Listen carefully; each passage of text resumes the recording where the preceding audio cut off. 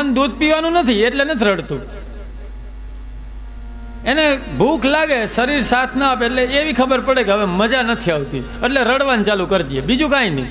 બાકી બાળકને કોઈ પ્રકારનું મન એને એમ ન થાય પેંડો ખાવો, હાલો આજે વાં ફરવા જવું, કારણ કે એની અંદર મન નથી. મન નથી એટલે કોઈ ઈચ્છા નથી અંદર. એટલે પરમાત્માનું રૂપ છે, કારણ કે પરમાત્માની અંદર મન નથી, પરમાત્માની કોઈ ઈચ્છા નથી થતી. એ બાળક મોટું થાય એમ એની અંદર મન વિકસિત થાય. પછી 3 વર્ષ 4 વર્ષ 5 વર્ષ પછી બાળકમાં આવી જાય દ્વેષ ને અન્ય ખટારો લીધો મારે લેવો, એ દ્વેષ ના આવી ગયા. અન્ય આમ કર્યું મારે કર્યું, અને ફૂગો લીધો મારે લેવો, એ પછી પરમાત્માનું સ્વરૂપ ના રહે. મન વિકસિત થઈ ગયો. પણ સાવ નાનું બાળક હોય ત્યારે એ પરમાત્માનું રૂપ હોય, કારણ કે એની અંદર મન ન હોય.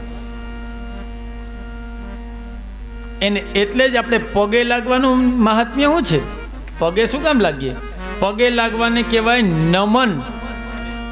નમન કર્યા, ન મન. પરમાત્માને કી મારો મન, હું મન નથી મારામાં, એવો ભાવ કરવાનો છે. નમન એટલે એ શબ્દ છે નમન. મન વગરના, મન વગરના થઈને પરમાત્મા પાસે જવાનું છે, એટલે નમન. અંદર મન ન હોય, કોઈ પણ પ્રકારની ઈચ્છા ન હોય, તો જ પરમાત્મા આપણો સ્વીકાર કરે, એટલે શબ્દ છે નમન. જ્યાં સુધી ઈચ્છા હોય શરીરની અંદર ત્યાં સુધી તો પરમાત્મા સ્વીકાર કરતા જ નથી. આજે ધ્રુવ ચરિત્રમાં આપણે જોશું, ધ્રુવના મનમાં ઈચ્છાઓ હતી, ભલે તપ કર્યું પણ